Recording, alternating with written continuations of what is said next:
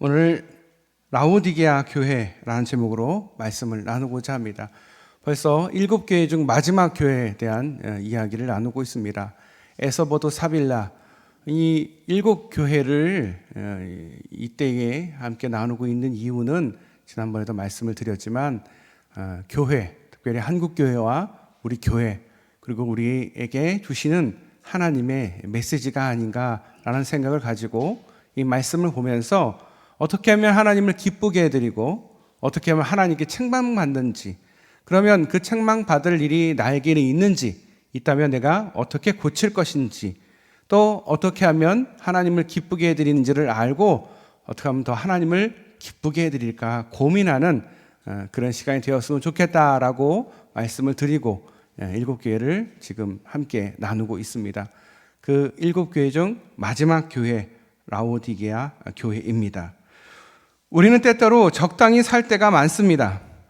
하던 일을 무의미하게 반복을 하며 자신의 삶에 아무 문제가 없으면 그것이 다양스러운 것이다 라고 생각하며 그것을 도리어 위안을 삼으며 변화와 성장과 성숙 등에는 관심이 없이 자신의 삶에 대한 만족을 구하며 살아간다면 무감각한 삶을 사는 것이며, 이것은 우리의 삶에, 또한 우리의 믿음의 삶에 적용해 본다면 영적인 무감각증이 있다라고 말할 수가 있습니다. 우리가 하루하루를 살아갈 때에 정말 하나님을 위해 살아가고 있는가? 그냥 무감각하게 그냥 하루하루를 그냥 보내고 있는가 생각해 보아야 한다라는 말씀입니다. 또한 영적인 부분도 마찬가지입니다. 영적으로 내가 더욱 성숙해지기 위해서, 성장하기 위해서 내가 애를 쓰고 있는가? 아니면 그냥 하루하루 믿음 생활, 그냥 교회 나오는 걸로 그냥 만족해 하며 내가 살아가고 있는가 생각해 보아야 한다는 것입니다. 오늘 이런 무감각한 그 영적 증세를 겪고 있는 교회, 그 교회 이름은 1세기에 있었던 라오디게아 교회였습니다. 지난주에 소개한 빌라델비아 교회와 정반대의 교회라고 할 수 있습니다.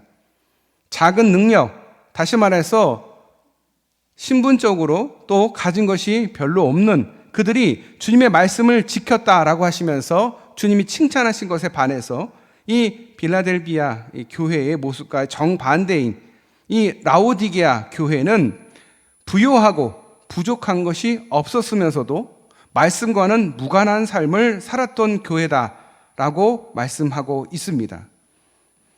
왜 마지막에 주님은 이 교회를 우리로 하여금 배우게 하시는 것일까? 책망과 꾸지람을 받았던 그 교회를 통해서 우리가 배워야 할 교훈은 무엇일까 생각해 볼 수 있기를 바랍니다. 주님은 라오디게아 교회의 모든 것을 아시고 말씀하십니다. 차지도 덥지도 않은 그들의 믿음을 지적하십니다. 왜 그들이 그렇게 되었을까? 라오디게아 지역 근처에 유명한 온천 지대가 있었는데 히에라폴리스라는 곳에서 파이프라인을 통해서 이곳으로 온천수를 끌어서 사용을 하였습니다. 온천수가 먼 거리에서 오다 보니 미지근한 상태로 오는 것이 당연한 것이었겠죠. 주님은 그런 온천수를 빗대어서 라오디게아 교회의 성도들이 이런 영적인 상태에 있다라고 책망하고 계시면서 차든지 덥든지 하라라고 말씀하십니다. 다시 말해 색깔을 분명히 하라라는 것입니다. 믿으면 제대로 믿고 믿지 않으려면 믿지 말아라. 쉽게 말해서 제대로 좀 믿어라. 온전히 열심을 다해서 믿어라. 나를 좀 믿어라 라고 말씀하시는 것입니다. 물의 미지근함처럼 자신의 존재를 분명하게 정리하지 못하는 것에 대해서 하나님이 지적하고 계십니다. 좋은 것이 좋다라고 판단을 하면 그 사람의 판단의 기준은 어디 있겠습니까? 그 사람의 중심은 사람에게 있습니다. 내가 좋으면 좋은 거고 내가 싫으면 싫은 거고, 모든 근거가 하나님 중심이 아닌 나 중심. 기분 나빠서 천국 안 가는 사람들 많다고 한번 말씀드린 적 있죠? 내가 기분 나빠서 나 교회 안 갈 거야. 나 기분 나빠서 천국 안 갈 거야. 라는 믿음을 가진 사람들이 있다라는 거예요. 더러는 자신의 중심으로 세상을 바라봅니다. 어떤 사람은 아무것도 열정을 가지고 있지 않는 사람들, 뜨겁지도 않고 차갑지도 않은 사람들, 그런 사람들을 얘기하면서 온천수가 뜨겁지 않으면 무슨 의미가 있겠느냐? 열정적으로 하나님을 믿지 않으면 무슨 의미가 있겠느냐? 하나님도 믿고 세상도 믿고 나도 믿고 하나님도 믿고 이렇게 미적지근하게 믿지 말라는 거예요. 오직 하나님만 믿으라는 거예요. 열정적으로. 삶과 믿음의 열정을 잃어버렸다면 주님이 우리를 어디에 쓰시겠습니까? 나름대로 믿음을 위해 열심히 살아왔습니다. 그런데 어느 날 그 믿음이 무의미해져 가면서 믿음을 위해 내가 정말 살았는가? 방향도 목적도 없이 달려온 결과가 아닌가? 아니면 자신의 판단과 결정으로만 믿음을 살아오지는 않았는가? 살펴보면 다 나 중심, 나를 위한 믿음이지 않았는가? 이것이 정확하게 되어 있지 않고 증명이 되지 않으면 차가운 것도 아니고 뜨거운 것도 아니라는 겁니다. 오직 예수, 오직 하나님 중심. 하나님 뭐라고 말씀하셨습니까? 순종이 제사보다 낫다고 했어요. 하나님 앞에 100번, 1000번 순양과 순염소와 암소 엄청나게 많은 양의 제사를 드린다고 하나님이 좋아하시는 게 아니라 한 번의 순종을 하나님은 원하시는 거예요. 그런데 우리는 어떻게 생각합니까? 내가 신앙생활 잘하면 교회 잘 나오고 기도하고 교회에서 시키는 거 잘하고 그냥 그러면 나는 잘한다. 그런데 내가 마음이 좀 안 좋고 내가 마음이 불편하면 나 못하겠다. 나 순종 못하겠다. 라고 한다면 그 1000만 번의 제사가 의미가 있냐라는 거예요.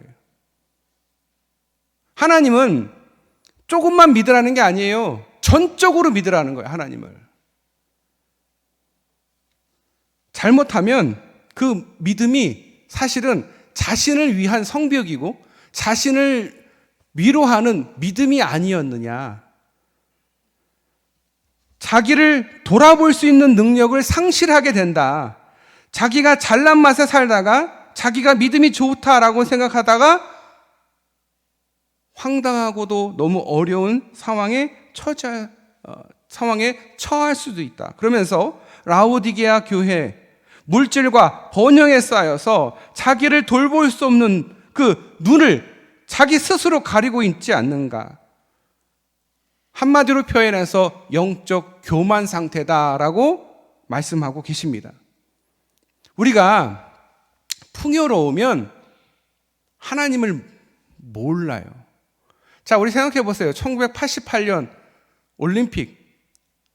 그걸로 인해서 우리 한국, 이 대한민국이 선진국 대열에 들어간다고 다 신이 나고 실제로 1990년대, 2000년 전까지만 해도 우리 경제가 굉장히 많이 발달을 했어요. 그런데 경제가 발달하면서 교인 수는 줄어들어 갑니다. 무엇을 반증합니까? 번영을 했더니만 하나님을 중요하게 생각하지 않게 됐다라는 거예요. 어려울 때는 하나님 막 붙들고 막 기도하다가 내가 이제 좀 살만하니까 하나님이 별로 중요하지 않더라. 그러면서 하나님 곁에서 점점 좀 떨어져 나가는 거죠.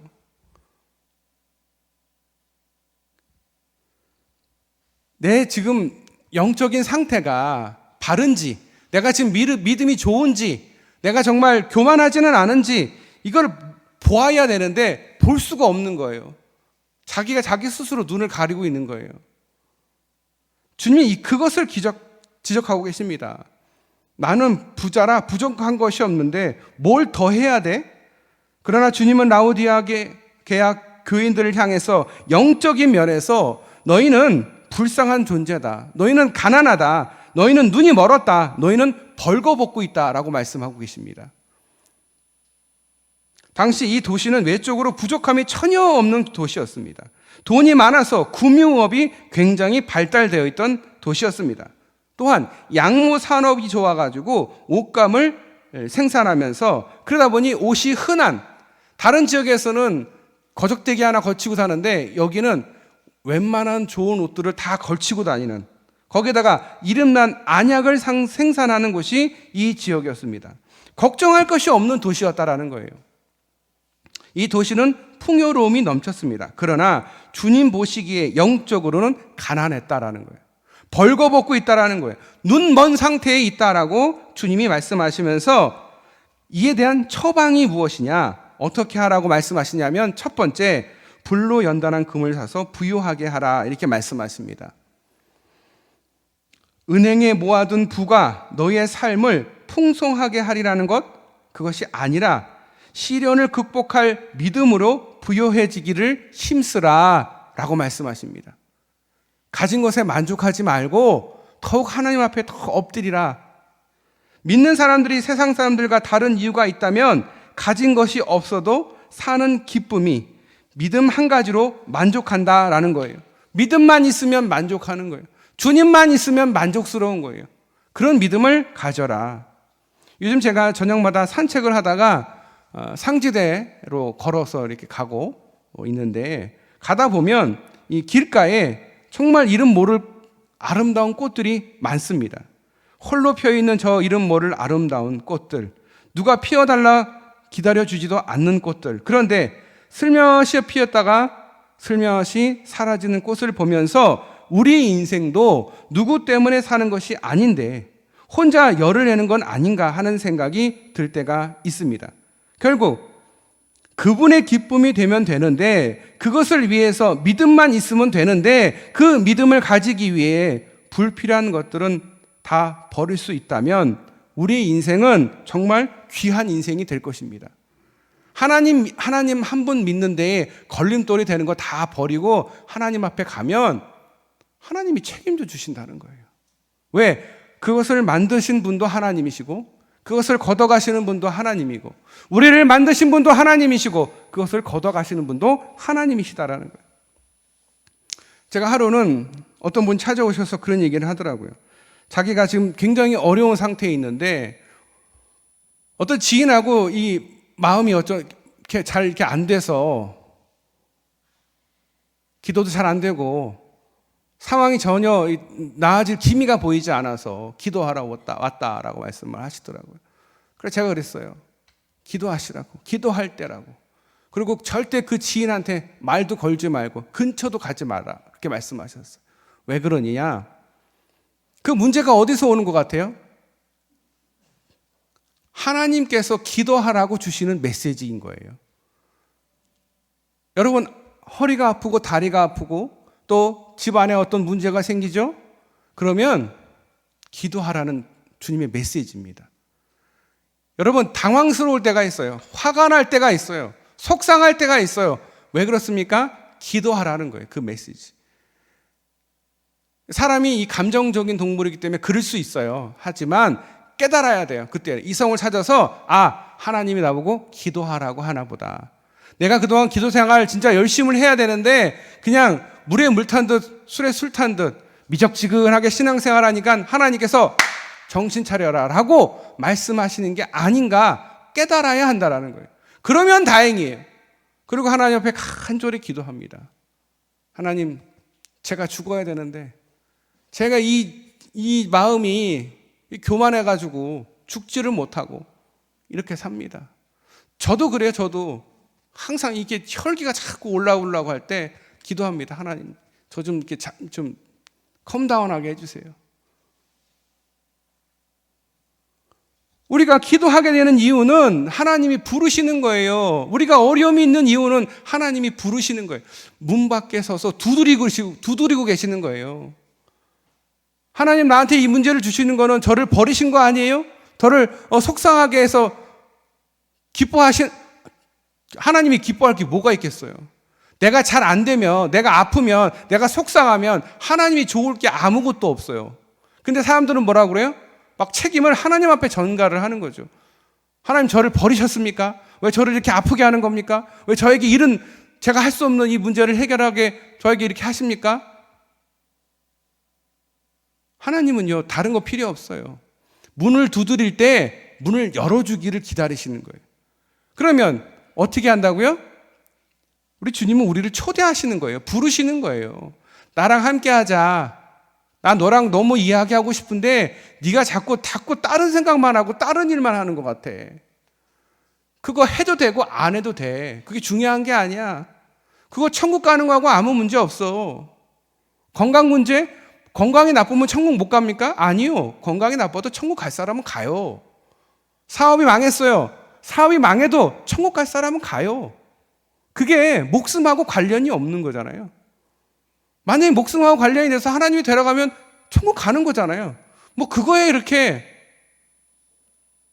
근데 우리는 막 부르르 막 떨어요. 하나님이 내 기도 안 들어주시면 어떡하나? 하나님 나 버린 건 아닌가? 하나님은요, 우리를 한 번도 버린 적이 없어요. 우리가 하나님을 버리면 버렸지 하나님은 한 번도 우리를 버리신 적이 없어요. 하나님은요, 모든 것을 우리를 위해서 만들어 놓으셨고 우리를 위해 준비해 놓으신 분이에요. 자, 천지 창조를 보세요. 그 순서가 만약에 거꾸로 사람이 맨 먼저 태어나고 그 다음에 땅이 생겼으면 어떻게 돼요? 큰일 나는 거죠. 아무것도 없는데 사람이 태어나면 안 되잖아요. 그래서 하나님이 해, 달, 별 이런 순서를 가지고 마지막에 사람을 창조하신 거예요. 모든 게 인간을 위해서. 그럼 왜 그럴까? 사랑하니까. 하나님이 여러분을 너무너무 사랑하세요. 너무너무 좋아해요. 목사님, 저는 맨날 왜 이렇게 아플까요? 너무 사랑해서 그런 거예요. 너무 사랑해서. 그걸 이제 알아야 되는데 영적으로 내가 좀 부유해지고 그러면 그것도 잘 몰라. 아, 이 정도면 내가 신앙생활 잘하는 거고 이 정도면 내가 됐지 뭐. 그런 생각을 한다는 거죠. 그러면 변화가 없고요. 성숙이 없고요. 성장이 없어요. 그럴 때 깨닫고 하나님 잘못했습니다. 신발 벗고 장례제 올라가서 납작 엎드려서 하나님한테 기도해야 돼요. 그 문제를 하나님이 해결하게 해드려야 돼요. 하나님이 원하는 게 그거거든. 우리가 자꾸 고민 보따리를 들고 와서 막 기도하다가 다시 들고 가. 그 얘기는 뭐예요? 하나님을 못 믿는 거거든. 하나님을 믿으면 내려놓고 가야지. 그리고 머릿속에서 그 기억 속에서 지워버려야지. 왜? 하나님을 믿으니까. 하나님이 하실 거니까. 하나님은 하나님이시거든. 근데 자꾸 우리는 하나님을 못 믿어해. 그러다 보니 미적지근한 거죠. 라오디게아 교인들이 그랬다라는 거예요. 그래서 믿으려면 좀 제대로 믿어라. 나를 믿으려면 100% 나를 믿어라. 왜 나를 자꾸 의심하느냐. 두 번째는 흰옷을 입어 벌거벗은 수치를 가리라 라고 말씀하십니다. 제가 아까 말씀을 드렸지만 이 지역에는 양모 산업이 굉장히 발달이 되어 있어서 고급 옷감들이 남아나는, 그래서 다들 그걸로 자신을 치장하고 있습니다. 자신들의 탐욕스러운 마음, 그것을 드러내지 않기 위해서 좋은 옷들을 가지고 그것을 가립니다. 인격적으로 문제가 있음에도 불구하고 옷이 날개라고 해서 그것으로 가립니다. 겉을 가리면 속은 보이지 않는다라고 생각을 합니다. 사람들이 유명한 제품의 옷을 입으면 달라 보인다고 해서 그렇게 명품을 좋아합니다. 그런데 남대문 시장에서 산 옷, 중앙시장에서 산 옷, 그 산 옷이 그 사람의 인격이라면 큰 문제가 될 거예요. 하지만 옷은 옷일 뿐이에요. 그 사람의 인격은 그 사람의 인격일 뿐이에요. 옷이 인격을 만들지는 않아요. 옷이 인격을 커버하는 것 같은데 아니요. 속 사람은 그대로예요. 그러면서 하나님이 말씀하시기를 흰 옷, 다시 말해서 거룩한 옷으로 너희를 감싸라. 거룩이 뭡니까? 구별된 삶. 구별된 삶으로 너희들을 그렇게 살아나가라. 세상 사람들 하는 것처럼 좋은 옷감으로 너희를 치장한다고 너희가 좋은 사람이 되는 게 아니야. 부자가 되는 게 아니야. 너희 속 사람을 위해서 그거보다 더 중요한 흰 옷, 거룩한 옷을 입기를 바란다. 그게 너희 살 길이다 라고 주님은 말씀하고 계십니다. 거룩한 옷은 내면에 입는 옷입니다. 그리스도를 주로 고백하는 사람이 그들의 일상에서 입게 될 옷입니다. 자신의 죄악의 수치를 가리는 사람이 정말 옷을 잘 입는 사람입니다. 우리말에 집에서 새는 바가지 나가서도 샌다라는 말이 있습니다. 자기 내면을 잘 관리하지 못하면 우리의 가정도 우리의 교회도 건강하게 변화될 수 없을 것입니다. 병은 자랑해야 여러 사람들의 도움을 받을 수 있듯이 자신의 죄와 자신의 허물에 대해서 하나님께 고백해야 합니다. 자신의 회복을 위해서 기도해야 합니다. 그러면 하나님께서 고침의 역사와 회복의 역사를 우리에게 허락해 주실 줄 믿으시길 바랍니다. 여러분을 고칠 수 있는 건 하나님밖에 없어요. 사람도 못 고쳐요. 마지막 세 번째, 안약을 써서 눈에 바르라는 말씀은 이 라오디게아 교회의 특산물인 안약, 이 안약, 잘 보이지 않는 눈을 위해서 안약을 사서 열심히 바르면 눈의 병이 낫듯이 육체의 문제는 약을 바르거나 치료하면 된다. 그런데 영적인 문제, 영적인 그런 병은 어떻게 치료할 수 있느냐? 먼저 자신의 영적인 실상을 알아야 한다라고 말씀하십니다. 내가 지금 믿음이 좋은지 안 좋은지, 내가 교만한지 아닌지를 알아야 되는데 대부분 몰라요. 주변 사람들은 대부분 알고요. 하나님이 그걸 알고 너 스스로를 받아들여라. 아, 내가 지금 영적 교만 상태구나 라고 깨달으면 일단 병이 고칠 수 있는 길이 열려요. 그런데 내가 병에 걸렸는지 모르고 내가 그 병을 인지하지 못하면 절대 못 고칩니다. 자, 무릎이 아파요. 왜 아플까요? 무릎이 나 좀 쉬고 싶어요 그러는 거예요. 허리가 왜 아플까요? 허리가 나 좀 쉬고 싶어요 그러는 거예요. 왜? 뭔가가 안 맞으니까. 아니면 많이 썼으니까. 그 시도를 보내주잖아요. 마찬가지예요. 그러면 내가 아는 거예요. 아, 내가 무릎이 뭔가 문제가 있구나. 내가 허리에 뭐가 문제가 있구나. 마찬가지잖아요. 영적인 것도 마찬가지예요. 영적으로 내가 문제가 있는 걸 내가 스스로 알아야 돼요. 아, 내가 영적으로 지금 아픈 게 있구나. 아픈 그 부위가 있구나라고 깨달아야 되는데 몰라. 난 신앙생활 너무 잘해. 나는 너무 훌륭한 믿음을 갖고 있어. 이렇게 착각 속에 있는 이게 병이라는 거예요. 이 병은 못 고쳐요. 근데 아, 내가 부족하구나. 내가 더 하나님께 기도해야 되는구나. 아, 나는 역시 죽어야 되는데 내가 지금 죽지를 못하는구나. 이거를 알면 고칠 수 있는 길이 있어요. 하나님은 고치십니다. 사람은 못 고쳐도 하나님은 고치십니다. 주님은 고치십니다. 영적으로 문제가 있구나 하는 그 문제의식이 있어야 하고, 그것을 하나님과 이 문제에 대해서 함께 이야기하면서 자신의 부족함과 자신의 잘못을 하나님 앞에 납작 엎드려서 기도하면 하나님이 고쳐주신다라는 거예요. 하나님께서 구원해 주신다라는 거예요. 라오디게아 이 교회는 처음부터 영적으로 게으르거나 나태하지는 않았습니다. 현실과 타협하는 삶을 살기 시작하면서 점점 하나님께로부터 멀어져 가면서 오직 하나님보다는 자신의 문제에 점점 빠져들기 시작했습니다. 사람들은 힘들다고 하면서도 좀처럼 자신의 문제를 내어놓지를 않습니다. 그것은 자신이 끝까지 지고 가야 할 과제다라고 생각을 합니다. 다시 말해서 하나님을 못 믿는 거예요. 내가 지금 문제가 발생을 했어요. 그러면 하나님한테 얘기를 하고 하나님한테 맡기고 기다려야 되는데 못 기다려. 내가 막 다 해. 그게 뭐예요? 그게 불순종이에요. 그게 영적 교만 상태예요.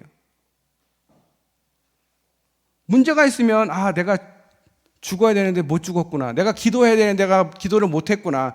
내가 변화되어야 되는데 내가 성숙해져야 되는데 내 믿음이 계속 그 자리에서 계속 제자리 걸음을 가고 있구나. 이거를 깨달아야 되는데 모르는 거예요. 모르는 거. 모르니까 자꾸 같은 일이 계속 발생을 하는 거예요. 똑같이. 자기의 그 인생을 되돌아보세요. 한번. 똑같이 반복하고 있어요. 똑같이. 그 얘기는 지금 그 자리에 아직도 있는 거예요. 현실과 타협하는 삶을 살기 시작하면 하나님보다 자신 문제 안에 빠지게 되고, 그러면 사람들은 힘들다고 하면서도 좀처럼 자신의 문제를 내려놓지를 못합니다. 하나님 앞에 맡기지를 못합니다. 그것이 자신이 끝까지 지고 가야 할 과제라고 생각하고 계속 들고 간다는 거예요. 그들에게 또 라오디게아 교인들에게 하시는 말씀은 약을 바르는 것처럼 안약을 발라서 너의 삶의 모든 문제들을 해결할 수 있게 해라. 안경을 쓰면 잘 보이지 않던 글씨가 보이는 것처럼 성령의 능력을 입어서 영적으로 다시 리본, 다시 태어날 수 있게 해라라는 거예요. 우리는 각자 마음속에 쓴 뿌리가 있어요. 그 쓴 뿌리를 하나님 앞에 내놓고 기도해야 여러분의 문제가 해결이 됩니다. 그것을 들고 백날 가봐야 앞을 전지를 못해요. 같은 일에 계속 반복만 있을 뿐이에요. 여러분, 하나님을 인정해 주세요. 제발. 제발 하나님을 인정해 주세요. 제발 하나님을 믿어주세요. 유명한 목사님이 죽기를 얼마 앞두고 있으니까 후배 목사님들이 와서 묻습니다. 목사님, 저희들이 뭘 어떻게 할까요? 그러자 한경직 목사님이 하시는 말씀, 예수님 잘 믿으세요. 예수 믿으세요. 아니, 목사 후배한테 하시는 말씀인데 예수 잘 믿으래요. 근데 그게 답이에요. 예수를 정말 저쪽으로 믿어야 되는데 저쪽으로 믿지를 못해, 하나님을.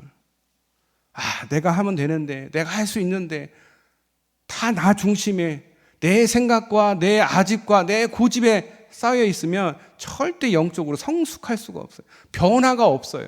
나를 버리고 나를 비워야 하나님이 쓰시죠.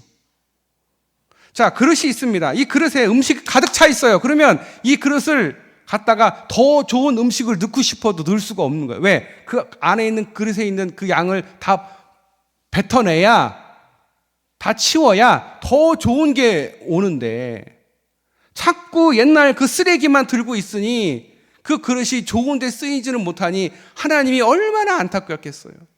이 그릇은 너무도 중요한 100년 된 억만금을 줘도 구하지 못하는 그릇인데 이 그릇이 자꾸 쓰레기만 끌어안고 있으니 주인이 볼 때 안타까운 거 마찬가지라는 거예요. 우리는 그릇을 준비해야 돼요. 그릇을. 우리는 그릇을 준비하는 과정일 뿐인 거예요. 그 그릇은 하나님을 믿는, 하나님께서 내려오시는, 하나님께서 주시는 복을 받을 준비가 된 그릇, 하나님께 귀하게 쓰임받기 위해 준비된 그릇, 그 그릇을 우리가 준비를 해야 되는데 영적 교만 상태, 그리고 나태함, 게으름, 변화를 싫어하고 성장을 싫어하는 그 마음이 그 모든 것을 막는다라는 거예요. 그걸 누가 했어요? 라오디게아 교인들이 그렇게 했다라는 거예요. 그래서 주님이 답답하셔가지고 하시는 거예요. 그러시면서 19절에 경고처럼 권면하십니다. 사랑하는 자를 책망하며 경계하노니 열심을 내라. 그리고 회개하라. 열심을 내는 것은 회복된 상태입니다. 열심을 못 내는 건 뭐예요? 죽어 있는 거예요. 회복이 안 된 상태예요. 하나님 마음을 담고 깨닫기 위해 열심을 내라라는 거예요. 여러분, 하나님이 얼마나 마음 아파하시는 줄 알아요? 우리가 하나님 말씀 안 듣고 내 멋대로 막 살고 내 멋대로 결정하면 하나님이 얼마나 마음 아파하시는지 아세요?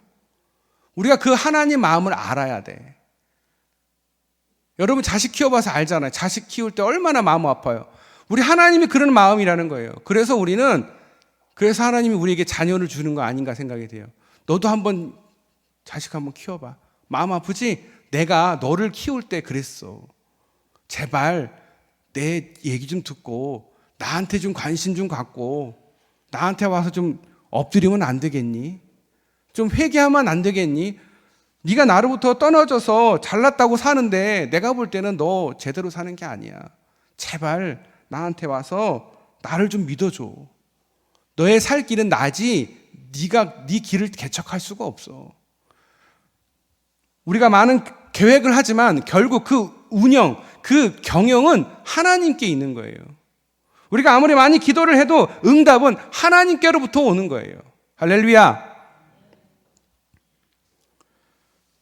우리의 신앙의 삶과 문제들에 대해서 철저한 점검이 필요합니다. 신앙이 덥지도 차지도 않은 그 신앙으로 주님께 쓰이기에 합당하지 않은 사람이 우리도 될 수가 있습니다. 그래서 우리는 성령의 도우심을 구해야 되고 성령의 도우심을 간구해야 됩니다. 어디서 뭐가 잘못된 것인가? 우리의 심령의 상태는 어떤 것인가? 나는 어떤 모습으로 주님을 믿고 있는가? 내가 제대로 믿고는 있는가? 라고 나를 자꾸 점검해 보아야 됩니다. 20절에 주님은 우리의 심령의 문 앞에 서서 문을 두드리고 계십니다. 그러면서 우리와 친밀한 교제를 나누기를 기다리고 계십니다. 여러분, 주님께서 여러분 앞에서 기다리고 계신대요. 여러분하고 너무 만나고 싶고 너무 얘기하고 싶은데 자꾸 두리번 다른 데를 보고 있으니까 얼마나 마음이 여러분 생각해보세요. 여러분이 누구 집에 놀러 갔는데 주인이 문을 안 열어줘. 그럼 문 밖에 서서 뭐 해요? 서성이기만 하지 뭐 아무것도 못 하잖아요. 얼마나 답답해. 우리 주님의 심정이 그런 거예요, 지금. 우리 마음속에 들어오고 싶은데 자꾸 다른 일 하고 있고 다른 데 관심이 있으니까 답답하신 거예요. 우리가 더 친밀한 교제를 하고 싶은데 하나님이 이 땅에 우리를 보내신 건 우리가 하고 싶은 대로 살아라, 네 마음대로 살아라가 아니라 하나님이 우리하고 교제하고 싶어서. 그런데 만약에 우리를 로봇으로 만들었어요. 네? 우리 로봇으로 만들었어. 그러면 하나님을 사랑해도 그게 사랑이에요? 로봇가 하는 건 사랑이 아니잖아요. 그렇잖아요. 그냥 입력된 대로 하는 거잖아. 그게 무슨 의미가 있어? 그래서 우리에게 자유의지를 주셨어. 그럼 우리가 깨달아야지. 이 자유의지를 가지고 뭘 해야 돼? 하나님을 사랑하는데, 하나님과 교제하는데 써야 되는데 자꾸 자유의지로 자기를 위해서 쓰는 거야. 자기 마음대로 살아가는 거야. 그러니 성장이 없는 거고 변화가 없는 거고, 하나님과 교제가 게으러지기 시작하면 어떤 게 문제가 생기냐? 성도와의 교제가 멀어져요. 교회와 멀어져요. 그 얘기 뭐예요? 성도의 교제가 없어지고 교회하고 멀어진다는 얘기는 영적으로 하나님께로부터 멀어진다라고 생각하면 돼요. 초대교회는 가정교회에서 시작이 됐어요. 이렇게 이 식탁에 한 5명, 많으면 6명 이렇게 앉아서 밥 먹으면서 자기 신앙적인 고백도 하고 좋아하는 찬양도 하고 또 말씀을 또 뭐 누구 모셔다가 듣기도 하고, 그게 가정교회였어. 그게 초대교회의 모습이었어. 그래서 예배 순서도 없고 인도자도 없고 설교자도 없었어요. 처음에는. 예배 순서가 생긴 지는 사실 얼마 안 됐어요. 그런데 이 교회가 점점 커져갑니다. 처음에는 8명, 10명, 20명, 40명, 100명, 300명, 1000명, 10,000명 되니까 믿음이 어떻게 될까요? 미적지근해지는 거예요. 모이는 게 모이는 둥 마는 둥, 오는 둥 마는 둥, 교제를 하는 둥 마는 둥, 미적지근하니, 그러니 믿음이 어떻게 되겠어요? 믿음이 당연히 떨어지겠죠. 하나님이 그걸 보고 경고하고 있는 거예요. 교회의 생명은 주님과의 교제, 우리 마음의 문 밖에 서 계시는 주님의 음성을 듣게 되기를 주님의 이름으로 축원합니다. 주님이 여러분 문 밖에서 기다리고 계세요. 추운데 지금 막 오들오들 떨기도 하고, 더운데 옷을 못 벗고 그냥 더운데 옷 입고 문 열어줄 때까지 기다리시는 주님이 우리의 문 밖에, 우리의 마음 밖에서 기다리고 계셔요. 그러면서 우리를 초청하십니다. 그러니까 우리 집에 들어오고 싶어서 그런 게 아니라 똑똑똑 두들긴 다음에 우리를 데리고 주님의 식탁으로 우리를 데려가기 위해서 오신 거예요. 그러면 주체자가 누구예요? 나예요? 아니요. 나는 그냥 부르면 가는 사람인 거예요. 우리는 하나님의 종입니다라고 하면서 자신의 삶에서는 자기가 주인이야. 그냥 하나님은 종인 거야. 자기 필요하면 부르고 자기가 안 필요하면 안 불러. 내가 필요하면 하나님 믿고 내가 안 필요하면 안 믿어. 내 필요에 따라서. 그러면 하나님은 하나님이 아닌 거예요. 그게 뭐예요? 그게 우상인 거예요. 그게 비나이다, 비나이다예요. 비나이다가 어떻게 시작이 되는 거예요? 자기가 필요할 때 아들이 어디 가야 돼, 아니면 시험을 본대. 그러면 그때 비나이다 해. 그럼 뭐가 되는 거예요? 비나이다가 되는 거예요. 그런데 믿음 생활을 그렇게 하는 경우가 많다니까요. 무슨 문제가 생겨야 기도를 하는 거야. 문제가 없어도 항상 하나님 앞에 나와서 간절히 기도하고, 제가 죄인입니다. 제가 믿음의 상태가 아직 부족합니다. 저는 더 죽어야 되면 이래야 되는데 꼭 문제가 생기면, 그러니까 하나님이 어떻게 자꾸 문제를 발생하게 하는 거예요. 제발 와서 기도하자. 제발 나랑 교제하자. 근데 우리는 마음이 어떻게 돼요? 아, 나를 하나님이 또 혼내나 보다. 내가 무슨 죄가 많아서, 우리 조상의 죄가 많아서. 그게 바로 무교에서 말하는 죄고요. 우리의 죄는 뭐냐면 하나님을 버린 죄, 하나님의 음성을 듣지 않는 죄, 하나님을 무시한 죄, 하나님을 믿지 않은 죄, 그게 죄인 거예요. 그 죄를 짓지 않으려면 어떻게 돼요? 하나님 앞에 엎드려야 됩니다. 그리고 하나님이 초청하시면 그 초청에 기쁨으로 응해야 돼요. 그리고 주님과 교제를 회복해야 돼요. 그러면 우리는 승리할 수 있습니다. 미적지근한 신앙이 아니라 아싸라게 하나님 한 분만 있으면 되지. 뭐 이 세상에 뭐가 필요할까? 무슨 문제가 생겨요. 아, 이 문제는 죽을 것 같아. 죽을 것 같아도 죽지는 않잖아요. 그렇죠? 결국은 천국 가는 거와 상관이 없으면 화낼 필요도 없고 속상해할 필요도 없고 눈물 흘릴 필요도 없어. 하나님 나라 못 가는 게 눈물 흘릴 일이고 가슴 아파할 일이지, 세상에서 그렇게 성공과 뭐 부귀와 자기 명예와 자기의 기쁨과 이런 거는 하나님 앞에 별로 중요하지 않습니다. 그 중요한 것, 중요치 않은 것에 목숨을 거는 게 아니라 하나님 앞에 오직 예수, 오직 하나님만 의지하고 하나님 앞에 간절히 기도하는 저와 여러분 되시기를 축복합니다. 여러분의 문제는 하나님만이 해결해 줄 수 있습니다. 어느 누구도 해결해 줄 수 있는 게 아니에요. 속상하시다고요? 힘드시다고요? 아프시다고요? 하나님을 찾으시면 됩니다. 답은 정해져 있어요. 근데 내가 못 믿는 거야. 아이, 내가 고치면 되지. 내가 해결하면 되지. 아니요. 하나님만이 하실 수 있습니다. 하나님을 의지하고 기도해서 응답 받으심으로 하나님을 인지하고 살아계신 하나님이 나와 함께 있고 항상 내 곁에 있다라고 믿을 수 있는 저와 여러분 되시기를 주님의 이름으로 축복합니다. 기도하겠습니다. 주님, 주님과의 교제가 얼마나 중요한데 우리는 자꾸 다른 생각, 다른 것만 바라보고 살아갑니다. 또 다른 것에 만족하며 살고, 또 내가 영적인 교만 상태에 있음에도 불구하고 나는 믿음 생활 잘한다, 나는 신앙생활 잘하고 있다, 착각 속에 살아갑니다. 하지만 주님, 지금 이 순간도 말씀하십니다. 문 밖에 두드리시면서 나오라 말씀하십니다. 다 버리고 나오라. 그리고 내 식탁에 내가 너를 초대하니 모든 거 다 내려놓고 나와 함께하자. 주님은 초청하고 계십니다. 주님, 주님과의 교제를 통해서 우리의 믿음이 회복되게 하여 주시고 우리 모든 문제가 하나님께로부터 있음을 고백하며 하나님 앞에 다 내어 맡기고 주님 앞에 간절히 기도하며 주님 앞에 응답받고 살아계신 주님이 항상 내 곁에 계심을, 내가 가시밭길을 걷는 것이 아니라 주님께서 우리를 업어서 그 가시밭길을 고통 속에 걷고 계심을 깨달을 수 있도록 주여 도와주시옵소서. 아버지 하나님의 마음을 알게 하여 주시옵소서.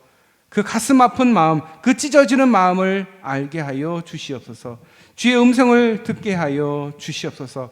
미지근한 믿음, 미지근한 신앙이 아니라 뜨겁고 열정적으로 주님을 사랑할 수 있는 믿음을 허락하여 주시옵소서.